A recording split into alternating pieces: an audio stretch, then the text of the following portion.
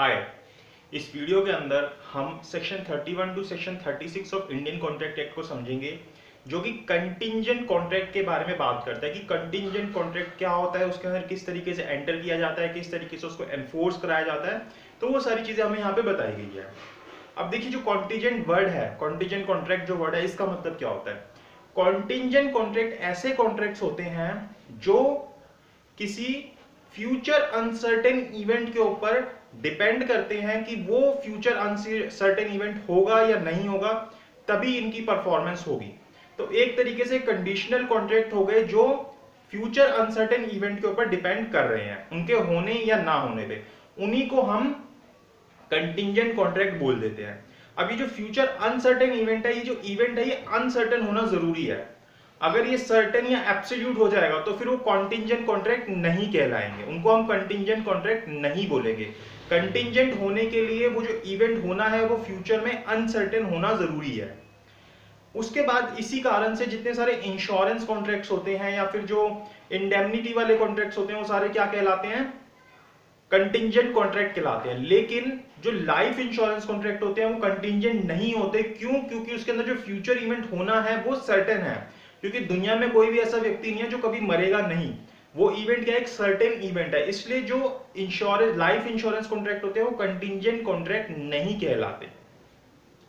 अब ये जो फ्यूचर अनसर्टेन फ्यूचर इवेंट है, किसी की विल के ऊपर भी डिपेंड कर सकता है, मतलब किसी के चाहने के ऊपर भी डिपेंड कर सकता है। जैसे अगर एक एग्जांपल दूं कि ए बी से कॉन्ट्रैक्ट करता है कि मैं तेरे को 1000 रुपीज पे करूंगा अगर तू सी से शादी कर लेगा। तो बी जो है, अब बी की विल के ऊपर डिपेंड करता है, अगर वो सी से शादी करेगा तभी उसको 1000 रुपीज मिलेंगे, अदरवाइज उसको वो नहीं मिलेंगे। तो ये क्या हो गया, एक फ्यूचर अनसर्टेन इवेंट हुआ जो बी की विल के ऊपर डिपेंड कर रहा है। अब एक कंटीजेंट इवेंट का अगर एग्जांपल दूं, मान लीजिए ए बी से कॉन्ट्रैक्ट करता है कि मैं तेरे को ये एक स्पेसिफाइड प्राइस के ऊपर हॉर्स बेच दूंगा। कब? जब सी मेरे से ये हॉर्स नहीं खरीदेगा। तो जब तक सी उसको खरीदने से रिफ्यूज नहीं कर देता तब तक बी उसको एनफोर्स नहीं करा सकता, क्योंकि यहाँ पे क्या है, एक कंडीशन लगी हुई है। एक कंडीशन लगी है जो अनसर्टेन है और फ्यूचर इवेंट के ऊपर डिपेंड करती है। क्या कि अगर सी मना करेगा तभी। अब सी मना करेगा या नहीं करेगा वो सी के ऊपर डिपेंड करता है। तो एक ये क्या है, इसके अंदर एक फ्यूचर अनसर्टेन इवेंट है। तो ये क्या कहलाएगा, कंटिंजेंट कॉन्ट्रैक्ट कहलाएगा, जो ए ने बी के साथ किया। अब ये जो कॉन्ट्रैक्ट होते हैं कंटिंजेंट कॉन्ट्रैक्ट, ये उनसे अलग होते हैं जिसके अंदर ये कंडीशन रखी जाती है कि ये जो प्रपोजल किया गया है, प्रपोजल करने के लिए जब प्रपोजल जो इसमें दिया गया है, जब ये कंडीशन पूरी हो जाएगी उसके बाद कॉन्ट्रैक्ट में घुसा जाएगा। तो इन दोनों के बीच में डिफरेंस है। कंटिंजेंट कॉन्ट्रैक्ट में you are already in a contract, लेकिन अगर आपने एक ऐसी कंडीशन रखी कि ये कंडीशन पूरे होने के बाद, मतलब आपने एक ऐसा प्रपोजल किया कि जब ये चीज पूरी होगी उसी के बाद हम कॉन्ट्रैक्ट में घुसेंगे, तो वो चीज डिफरेंट होती है कॉन्टिंजेंट कॉन्ट्रैक्ट से। तो कॉन्टिंजेंट कॉन्ट्रैक्ट में आप पहले से ही कॉन्ट्रैक्ट के अंदर हो, उसका अब जो परफॉर्मेंस है वो डिपेंड करती है उस इवेंट के होने या ना होने पे। तो इन दोनों चीजों में डिफरेंस होता है। अब देखिए, वर्ड यूज होता है कंडीशन, कंडीशन प्रेसिडेंट और कंडीशन सब्सिक्वेंट। अब कंडीशन प्रेसिडेंट क्या होती है, कंडीशन प्रेसिडेंट होती है जब आप कॉन्ट्रैक्ट के अंदर एंटर हुए, कॉन्ट्रैक्ट में एंटर होने के बाद जो उसकी परफॉर्मेंस है वो डिपेंड करेगी कि पहले वो जो इवेंट है, जो कंडीशन रखी गई है, पहले वो हो या ना हो, उसके बाद आप उसकी परफॉर्मेंस करेंगे। और कंडीशन सब्सिक्वेंट का मतलब होता है कि अब आप कॉन्ट्रैक्ट में एंटर किए, उसकी परफॉर्मेंस हुई, अब ये कंडीशन लगा दी कि अगर ऐसी चीज हुई तो फिर आपसे वो चीज विड्रॉ कर ली जाएगी। तो कंटीजेंट कॉन्ट्रैक्ट के अंदर जो कंडीशन प्रेसिडेंट होती है वो चीज चलती है, ना कि कंडीशन सब्सिक्वेंट। तो कंडीशन सब्सिक्वेंट डिफरेंट होता है कंटीजेंट कॉन्ट्रैक्ट से। जैसे एक एग्जांपल दूं, मान लीजिए ए बी से कॉन्ट्रैक्ट करता है कि मैं तेरे को एक बाइक दिलाऊंगा बदले में जिसके लिए मैं जैसे पैसे लूंगा, लेकिन इसके अंदर कंडीशन लगाता है, दो कंडीशन लगाता है। पहली कंडीशन लगाता है कि तेरे को इस पर्टिकुलर कॉलेज के अंदर एडमिशन लेना है। तो ये क्या हो जाएगी, कंडीशन प्रेसिडेंट हो जाएगी, कंडीशन जो है ये प्रेसिडेंट हो जाएगी। और एक लगाता है कि अगर तूने ये बाइक जो है 80 की स्पीड से ऊपर चलाई तो मैं तेरे से ये बाइक वापस ले लूंगा। तो ये क्या हो जाएगी, कंडीशन प्रेसिडेंट हो जाएगी। मतलब कि वो एक कॉन्ट्रैक्ट के अंदर एंटर किए, वो कॉन्ट्रैक्ट हो गया, लेकिन ये जो कंडीशन लगाई कि पहले तेरे को ये चीज करनी है उसके बाद मैं बाइक दिलाऊंगा, तो ये क्या है, कंडीशन प्रेसिडेंट है। पहले ये चीज होगी तभी उसकी परफॉर्मेंस होगी। और उसके बाद जो कंडीशन सब्सिक्वेंट लगाई गई वो क्या है कि अगर ये चीज हो गई, जब परफॉर्मेंस होगी उसके बाद अगर ये चीज हुई तो आपसे वो जो हुई हुई चीज है वो वापस ले ली जाएगी। तो इन दोनों के बीच में डिफरेंस होता है। उसके बाद अब हम सेक्शन 30 2 के ऊपर आते हैं, सेक्शन 31 के ऊपर आते हैं, जिसके अंदर हमें कंटीजेंट कॉन्ट्रैक्ट की डेफिनेशन दी गई है। आप अपने बेरेक को खोल लीजिए, हम बेरेक में से रीड करते हैं कि इसका मतलब क्या होता है। Contingent contract define, a contingent contract is a contract to do or not to do something. कि कंटीजेंट कॉन्ट्रैक्ट क्या होते हैं, जिसके अंदर कुछ किया या फिर कुछ नहीं किया जाता। इफ सम इवेंट, कि जब कोई event collateral to such contract, की उस कॉन्ट्रैक्ट की कोलेट्रल है, अपने आप में नहीं है वो, उस कॉन्ट्रैक्ट की कोलेट्रल है, उसके साथ में है वो इवेंट, डज और डज नॉट हैपन, होता है या फिर नहीं होता है, उसी को हम क्या बोल देते हैं, कंटीजेंट कॉन्ट्रैक्ट बोल देते हैं। जैसे इलस्ट्रेशन दी गई है यहीं पे, ए contracts to pay B rupees 10,000, की ए कॉन्ट्रैक्ट करता है बी से कि मैं तेरे को 10,000 रुपए दूंगा इफ बीज हाउस इज बर्न, अगर बी का हाउस जल जाता है। This is a contingent contract. तो ये कंटीजेंट कॉन्ट्रैक्ट है, ये कॉन्ट्रैक्ट तो किया लेकिन उसके साथ में कोलेट्रल, उन्होंने कोलेट्रल इवेंट रखा कि अगर ये होगा या फिर नहीं होगा उसके होने पे। मतलब अब यहाँ पे क्या कोलेट्रल इवेंट रखा कि अगर घर जलता है तो दिए जाएंगे, अदरवाइज नहीं दिए जाएंगे। ऐसी सेक्शन 32 देखते हैं कि enforcement of contracts contingent on an event happening, कि हम क्या कर रहे हैं, एनफोर्समेंट करा रहे हैं जिसके अंदर जो हमने इवेंट रखा था उसके होने पे, उसके हैपन होने पे। क्या बोलता है, contingent contracts to do or not to do anything if an uncertain future event happens. ये हमने कैसा कंटीजेंट कॉन्ट्रैक्ट किया था कि इसके अंदर जो अनसर्टेन फ्यूचर इवेंट है वो हैपन होगा। तो यहाँ पे can not be enforce by law, तो ऐसे कंटीजेंट कॉन्ट्रैक्ट को आप एनफोर्स नहीं करा सकते लॉ से unless and until that event has happened, कि जब तक कि वो इवेंट ना हो जाए तब तक आप उसको कॉन्ट्रैक्ट को एनफोर्स नहीं करा सकते। If the event become impossible, such contract become void।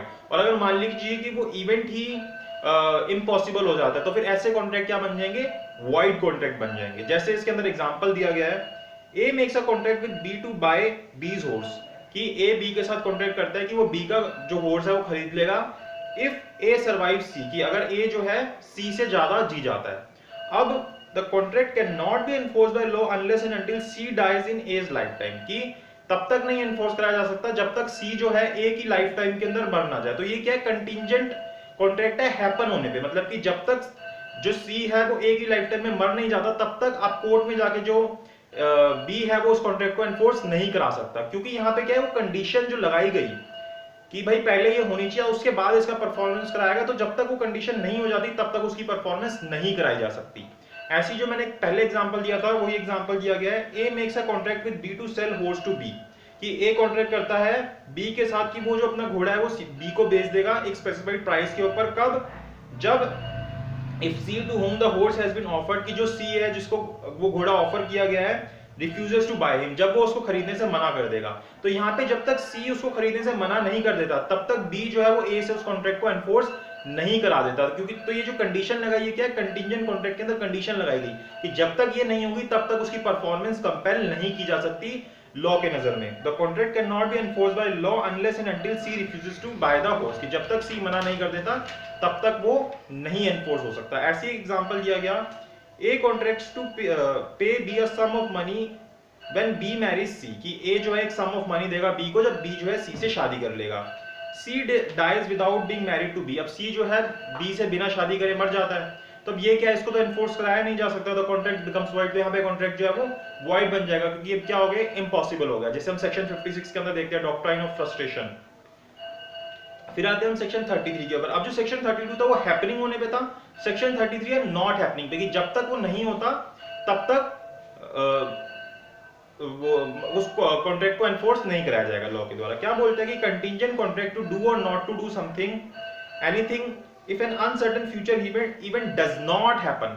Section 32 में क्या था, हैपेंस, यहाँ पे क्या है, डज नॉट हैपन, कि वो नहीं होता। Can be enforce when the happening of the event becomes impossible, तो उसको तभी एनफोर्स कराया जा सकता है जब वो जो उसका हैपन होना है वो इम्पॉसिबल नहीं हो जाता, एंड नॉट बिफोर, उससे पहले उसको नहीं कराया जाएगा। जैसे कि एग्जांपल देता है, A agrees to pay B a sum of money, कि A एग्री करता है B से कि मैं तेरे को एक सम ऑफ मनी दूंगा if certain ship does not return, कि अगर ये जो शिप है ये वापस नहीं आती तो। अब यहाँ पे अगर जो शिप है वो पानी में डूब गई तो अब ये क्या हो गया, अब ये इवेंट नहीं होगा कि अब वो वापस आ नहीं सकती, तो मतलब ये एक तरीके से इम्पॉसिबल हो गया उसको वापस आना। तो ये क्या बन जाएगा, अब इसको कोर्ट से जाके इन्फोर्स करवाया जा सकता है लॉ की नजर में। The ship is sunk, the contract can be enforced when the ship sinks. अब ये जो सब शिप डूब गई, अब इसको जाके आप एनफोर्स करवा सकते हो सेक्शन 33 के हिसाब से, डज नॉट हैपन, कि अब ये चीज होगी ही नहीं। उसके बाद सेक्शन 34 देखते हैं। सेक्शन 34 के अंदर बोला गया when event on which contract is contingent to be deemed impossible if it is in the future conduct of a living person। क्या बोलता है, if the future event on which a contract is contingent, कि कोई ऐसा future event जिसके ऊपर contract जो है contingent है, is the way in which person will act at an unspecified time, the event shall be considered to become impossible when such person does anything which renders it impossible that should do so act within a definite time or otherwise then under the further contingency। जैसे example देखते हैं, A agrees to pay B a sum of money। A agree करता है B से कि वो उसको एक सम ऑफ मनी देगा, कब, जब B जो है C से मैरिज कर लेगा। अब यहाँ पे C जो है D से जाके मैरिज कर लेता है, मतलब ये एक इंसान के कंडक्ट के ऊपर डिपेंड कर रहा है। The marriage of the C must now be considered impossible, अब C की शादी उससे नहीं हो सकती। Although it is possible that D may die, अब ऐसा हो सकता है कि D शायद फ्यूचर में मर जाए, and that C may afterwards marry B, और C जो है उसके बाद जाके B से शादी कर ले।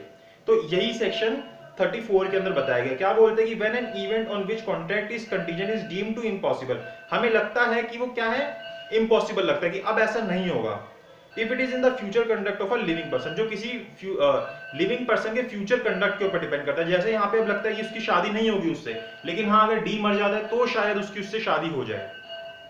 The future event on which a contract is contingent is the way by which a person will act as an unspecified time, और उसका कोई टाइम भी स्पेसिफाइड नहीं है। The event shall be considered to become impossible, तो इस event को हम क्या मान लेंगे, इम्पॉसिबल मान लेंगे, अब वो शादी नहीं हो सकती। When such person does anything which renders it impossible that he should so act within a definite time or otherwise then under the future contingency, तो सेक्शन 34 के अंदर हमें ये दिया गया। फिर सेक्शन 35 देखते हैं क्या बोलता है। When contracts become void, कि जब कॉन्ट्रैक्ट जो है वो void बन जाते हैं, which are contingent on happening of specified event within fixed time, जो हैपन होने पे डिपेंड करते हैं, और वो इवेंट जो एक फिक्स्ड टाइम के अंदर हो जाना चाहिए। जब सेक्शन 32 पढ़ा वहां पे कोई फिक्स्ड टाइम नहीं था, यहाँ पे क्या बोल रहा है, वो फिक्स्ड टाइम के अंदर हो जाने चाहिए। अगर वो नहीं होते तो फिर वो void बन जाएंगे। जैसे contingent contract to do or not to do anything if a specified uncertain event happens within a fixed time, कि वो जो specified uncertain event है वो एक fixed time के अंदर हो जाना चाहिए। Become void if the expiration of the time fixed, और अगर वो टाइम जो फिक्स किया गया था वो अगर एक्सपायर हो जाता है तो फिर वो जो कॉन्ट्रैक्ट किया गया था वो void बन जाएगा। Such event has not happened or if before the time fixed such event become impossible, या फिर उस टाइम से पहले वो इवेंट इम्पॉसिबल हो जाता है, या फिर वो टाइम जो है बीत जाता है तो फिर उसके बाद उस कॉन्ट्रैक्ट को एनफोर्स नहीं कराया जा सकता, वो void बन जाएगा। जैसे हम वो शिप वाला एग्जांपल ले सकते हैं। मान लीजिए मैंने बोला कि 3 दिन के अंदर ये शिप वापस आ जाएगी तो मैं तेरे को 2000 रुपए दूंगा, लेकिन 3 दिन के अंदर वो शिप वापस नहीं आ पाती, मतलब जो फिक्स टाइम रखा था हमने उतने टाइम में वो चीज नहीं होती, तो अब ये कॉन्ट्रैक्ट क्या बन गया, void बन गया। अब मेरे को 3000 रुपए देने की जरूरत, जो भी अमाउंट मैंने बोला था वो देने की जरूरत नहीं है। या फिर उस 3 दिन से मैंने बोला था कि 3 दिन के अंदर वापस आ जाएगी, उस 3 दिन से पहले ही वो शिप डूब जाती है, तो यहाँ पे अब ये जो एक्ट है वो इम्पॉसिबल हो गया, तो वो उसी वक्त क्या हो जाएगा, void हो जाएगा, उसको एनफोर्स नहीं कराया जा सकता।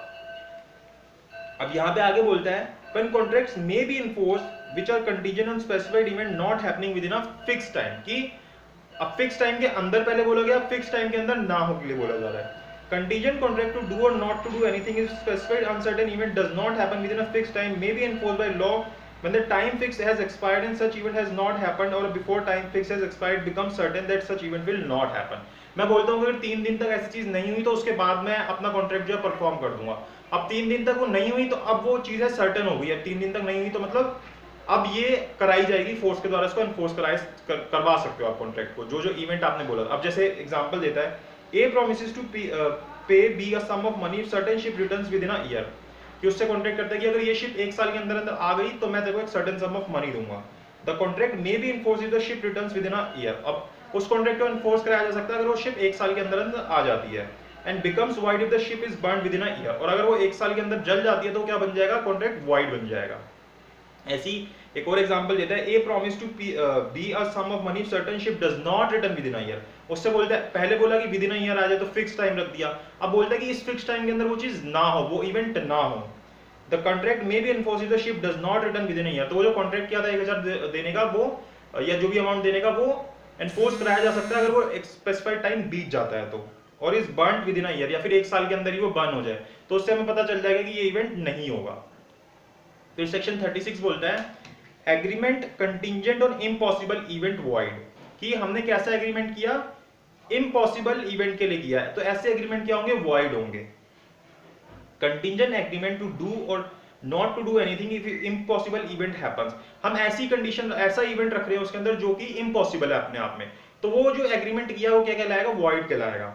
और void whether the impossibility of the event is known or not known to the parties to the agreement, चाहे वो उनको पता था या ना पता था कि ये चीज जो है इम्पॉसिबल है, हो ही नहीं सकती eight the time when it was made, जब उसको किया गया था। जैसे बहुत कॉमन एग्जांपल देता है कि ए बी से एक एग्रीमेंट करता है कि मैं तेरे को 1000 रुपए दूंगा अगर दो स्ट्रेट लाइन जो है वो एक स्पेस को एनक्लोज कर लेंगी, तो ऐसा करना तो पॉसिबल है नहीं, वो कभी भी एक स्पेस को एनक्लोज नहीं कर पाएंगे क्योंकि वो पैरेलल है, वो चलती जाएंगी।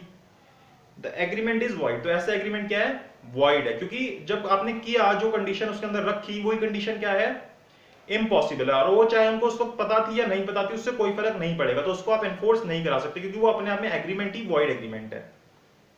ऐसी एक एग्जांपल देता है, A agrees to pay B 1000 rupees if B will marry A's daughter, कि ए बी से ये एग्रीमेंट करता है कि मैं तेरे को 1000 रुपए दूंगा अगर ए की daughter, if B will marry A's daughter C, अगर बी जो है ए की डॉटर सी से शादी कर लेगा तो।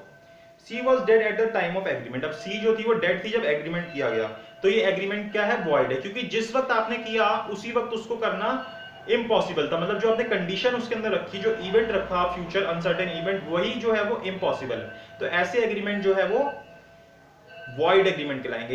इसमें और जो सेक्शन 56 है उसमें डिफरेंस होता है, उसमें अपने आप में ही कॉन्ट्रैक्ट जो होता है वो वॉइड होता है, मतलब कि इम्पॉसिबल होता है, लेकिन यहाँ पे जो आप कंडीशन रख रहे हो, जो इवेंट रख रहे हो, वो जो है वो इम्पॉसिबल होगा। तो ये हमने कंटिंजेंट कॉन्ट्रैक्ट को समझा। अगली वीडियो के अंदर हम वेजनिंग कॉन्ट्रैक्ट और वेजनिंग कॉन्ट्रैक्ट और कंटिंजेंट कॉन्ट्रैक्ट में क्या डिफरेंस होता है वो समझेंगे।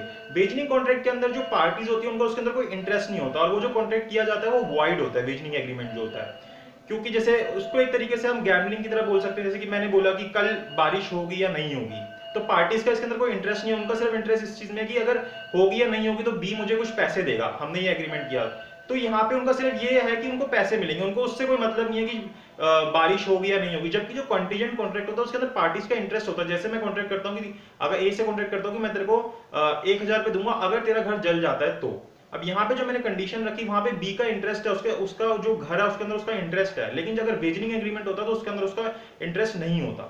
तो ये डिफरेंस होता है, इसको हम डिटेल के अंदर नेक्स्ट वीडियो के अंदर देखेंगे, जहां पे हम वेजनिंग एग्रीमेंट को समझेंगे और वेजनिंग एग्रीमेंट और कंटीजेंट कॉन्ट्रैक्ट के बीच में डिफरेंस समझेंगे।